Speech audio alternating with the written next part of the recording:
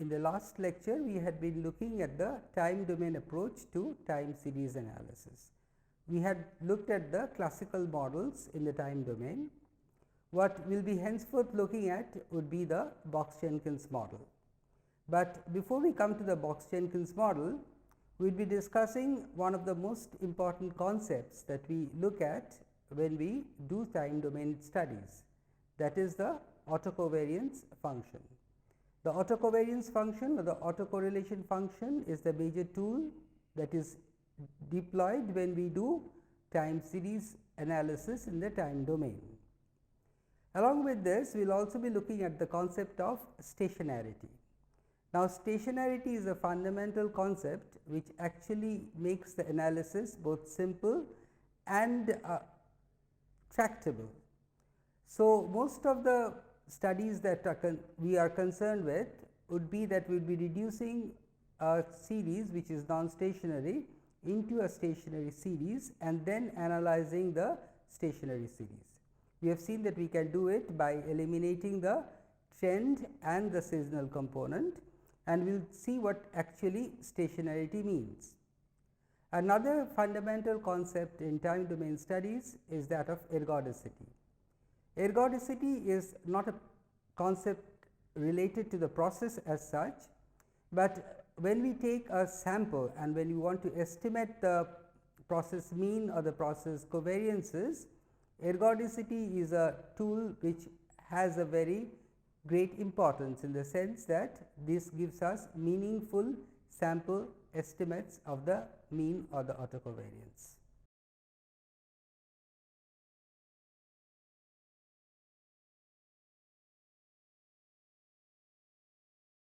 Let us look at the basic tools in time domain studies.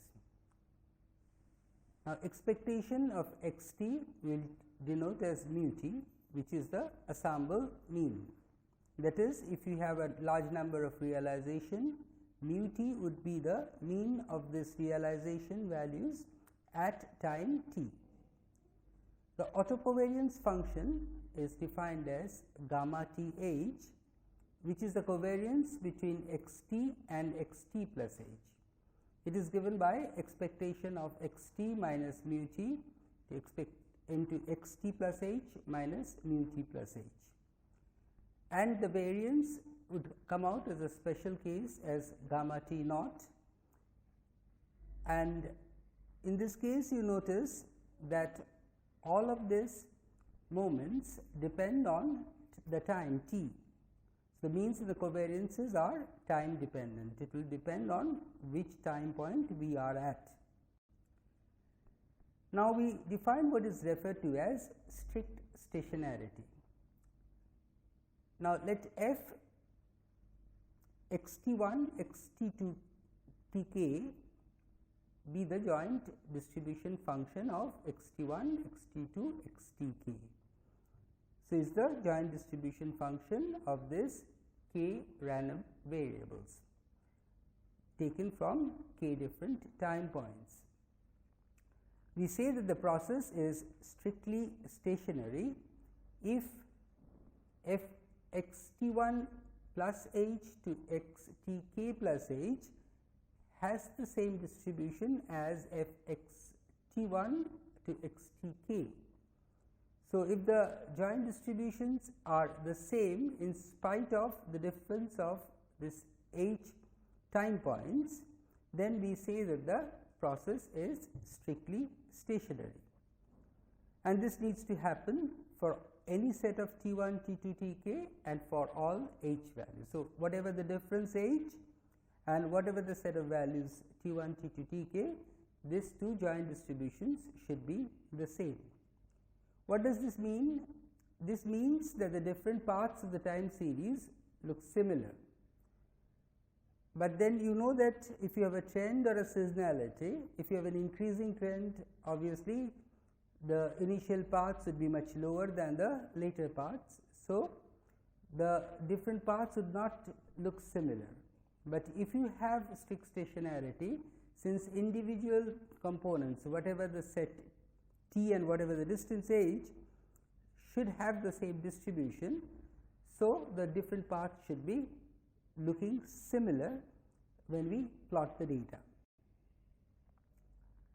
As opposed to strict stationarity, we have what is referred to as weak stationarity. The process xt is said to be weakly stationary if expectation of xt is equal to mu, the covariance gamma t h is equal to gamma h for any h. As a special case, of course, we have gamma t naught is equal to gamma naught. That is, the mean and autocovariance function do not depend on t.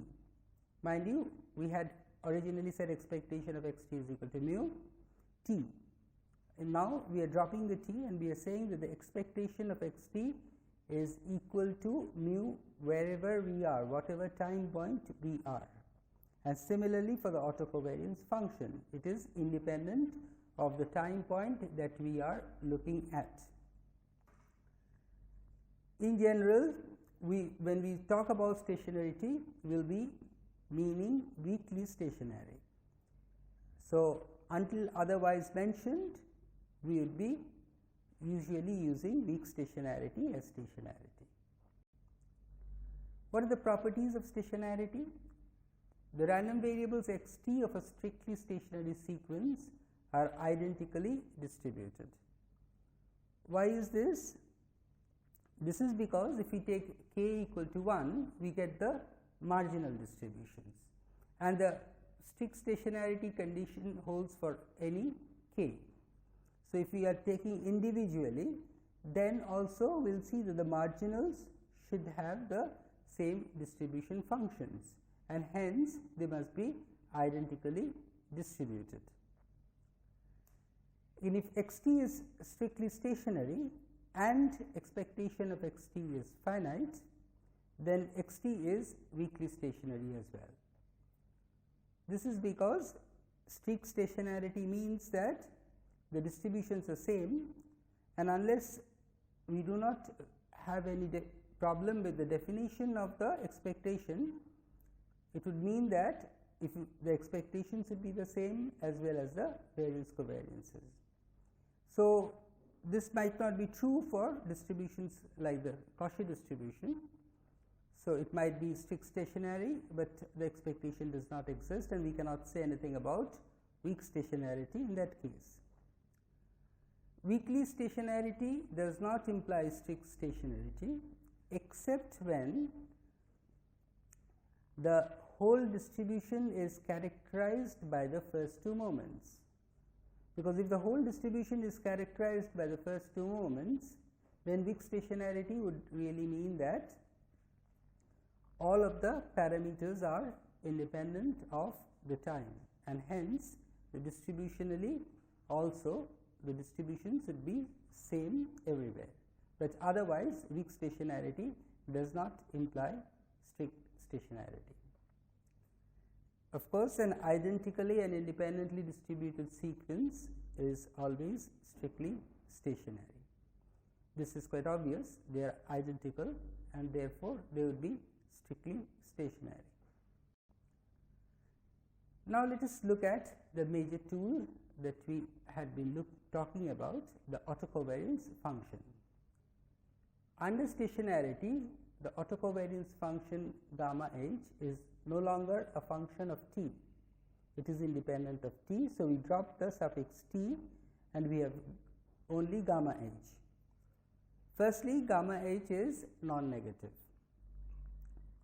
Secondly, gamma h is absolutely less than equal to gamma naught. This is a standard result, the covariance being less than the variance for any h. Thirdly, gamma h is an even function, that is gamma minus h is equal to gamma h for all h. So, you do not really need to look at the negative values of h. So, gamma of minus 1 would be equal to gamma of 1, gamma of minus 5 would be equal to gamma of 5. So, we only need to look at the positive values of h, we will get the whole series that way. Again, this is quite obvious, because if you are looking at the covariance between xt and xt plus h, which is segregated by h steps, it should be the same as the covariance between xt and xt minus h, which is again has a difference of h steps. Because the process is stationary, this would hold. Again, for any k, the matrix gamma, capital Gamma, which is composed of gamma naughts in the diagonal and gamma h starting from h equal to 1 to k in the off diagonal, this matrix is non-negative definite. Mind you, this is a dispersion matrix and hence it has to be non-negative. Let us look at the autocorrelation function, but before that let us look at condition under which we can have autocovariances function. Any real valued function defined on the integers, mind you h's are integers, is the autocovariance function of a stationary time series if and only if it is even and non-negative definite. So, if the third and the fourth condition holds, that is gamma minus h is equal to gamma h and it is non-negative, the matrix, then any real valued function would can be identified as the autocovariance function of a stationary time series. But very often the autocovariance function is not the function that we generally look at. Instead, we look at the autocorrelation function, which is simply the normed autocovariance function. Rho h, the autocorrelation function, is given by gamma h by gamma naught. So, you just divide the autocovariance function by the variance and you get rho h. This is exactly what we do elsewhere in statistics. The interesting aspect obviously is that rho h is less than equal to 1 and that helps us in finding a bound for the gamma h or the rho h. Gamma h is not bounded. So, rho h has a bound and hence is easier to look at. A plot of rho h against h is known as the correlogram. So, generally the plot would start at 1 because if we take h equal to 0, then we get rho 0 is equal to 1 and then it would be decreasing because gamma h is going to be less than gamma naught and hence rho h is going to be less than 1. This plot is known as the correlogram, and the correlogram is an important tool because once we plot the correlogram, it very often helps us to identify what the underlying process is. So, as far as identification is concerned, correlogram is a very important tool. Now, let us look at the sample values, okay? And here is where we come into some difficulty when we are looking at time series. Let us look at the observations we had for t different time points, n different time points. So, we have x t defined for t equal to 1 to n. And we define x bar is 1 by n summation of the x t's. This is the usual x bar that we always define in statistics. But the problem in this case is that, remember what we talked about in the last module, is that the x's come from different distributions. So, that would create a problem. It is not that we have n observations from the same distribution, we have n observations, one each from n different distributions. So, we need to be careful as to what the sample mean stands for. Again, gamma hat h can be defined as 1 by n summation x t minus x bar x t plus h minus x bar. Of course, again x bar is the same, we do not have x t bar and x t plus h bar. So, we have the same x bar in both places and this is the sample autocovariance of order h.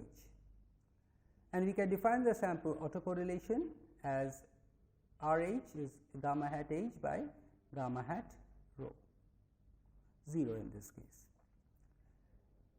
Often the autocovariances have a divisor of n minus h instead of n. So, you can take a different divisor, but in both cases we will show that gamma hat h actually tends to gamma h and if n is large and h is small, this does not really matter much. But let us look at the problem that we have by using the sample mean and the sample autocovariance, taking the observations from different distributions. For this, we require what is referred to as the ergodicity of the process. Now, ergodicity is a highly technical issue which we will be generally avoiding here. So, I will just give you a very brief idea of what ergodicity is. Loosely speaking, a sequence xt is ergodic if any two sets of xt's become asymptotically independent as the distance between the two sets increase. So, we have one set, say we will just take a single member set, we have xt in one set and xt plus h in the other, and this would be in a time series correlated. But if h becomes large, then we can expect that this correlation would be going to 0, and if we have an underlying normal distribution, then we can say they will be asymptotically independent. So, this is a more general definition of it. So, as the two sets move away from each other, we would be expecting them to become more and more independent. We call it asymptotic independence. Now, why ergodicity? Because ergodicity allows us to develop what is referred to as the ergodic theorem, and we will see this ergodic theorem is of immense importance in time series studies. As I said, we will not go into the details of this theorem also, but we will give you an idea of how ergodicity helps us to analyze the data. And why ergodicity? Now, let us explain this. Normally, the mean at a given time point t should be x t bar, but what we are using is x bar. How should you calculate x t bar given the time point t? You should have several realization at the time point t, and from those several realizations you take a cross sectional average. So, say for in the year 2010 we have several series, and we take the average of 2010 values over the different series, and that average value would stand as the 2010 average. But unfortunately for us, there will be no several series, we will just have one single series, one single realization from the ensemble. So, if I take one single realization, so the value at 2010 and the value at 2005, the two averages might not be the same. So, how do I take that average, and how do I say that this average represents the value for all the years? So, it should have been the average over several realization, but we are taking average not over realization, but along one realization, and that is the problem, and ergodicity helps us to circumvent this problem. And you have taken x bar as the average. So, can we take this as the ensemble mean at t? That is the point. Now, the ergodic theorem. Okay. Now, let x t be a weakly stationary process with mean x t equal to mu, and autocovariance function covariance x t plus h is equal to gamma h if this gamma h is convergent. The other, you can put the condition as gamma h going to 0 as h tends to infinity. We then say that x t is ergodic in the mean. So, if this condition holds, that we have a convergent gamma h series, we will say that x t is ergodic in the mean.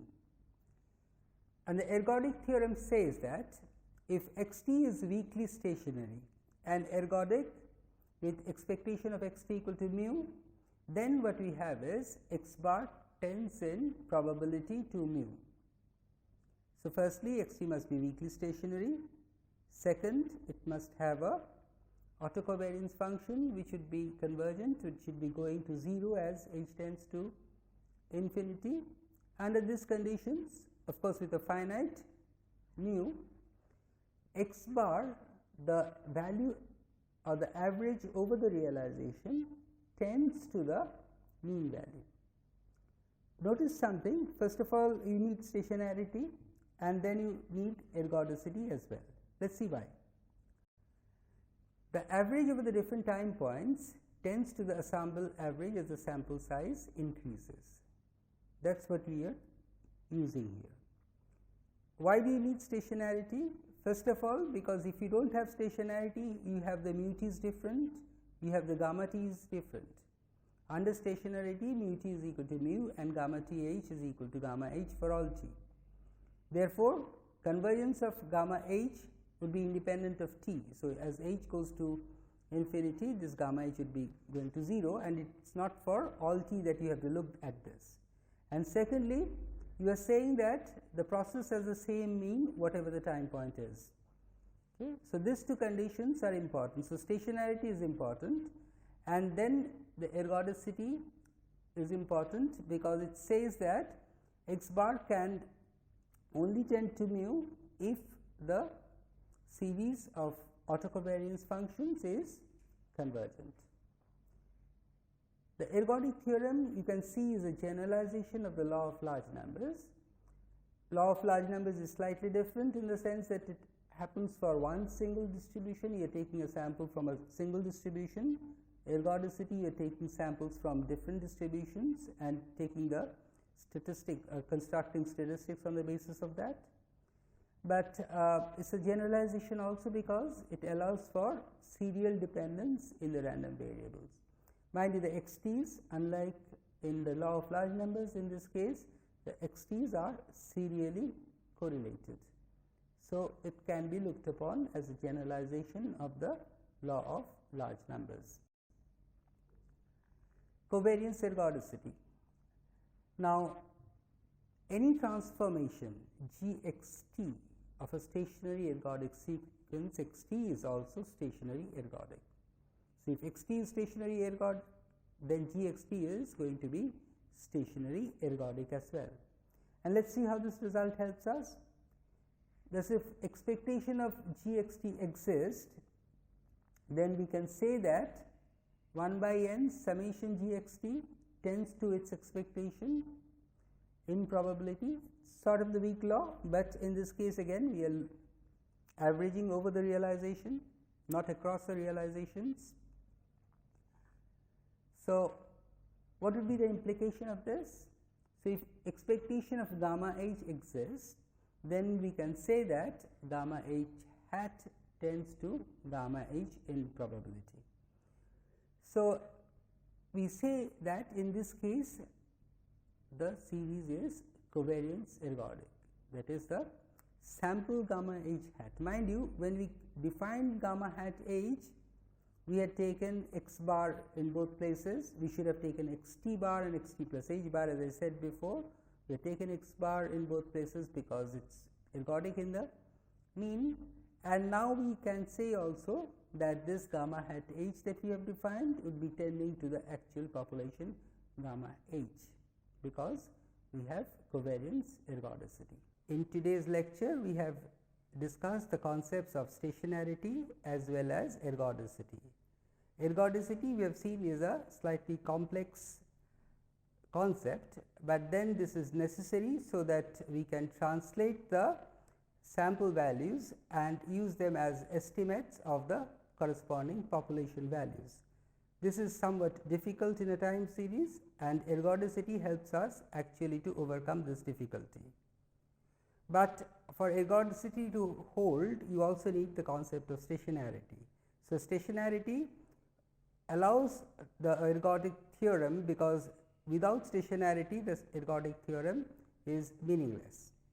So, we have looked at these two concepts, and we have also seen the major tool that we use in time series analysis in the time domain, that is the autocorrelation function.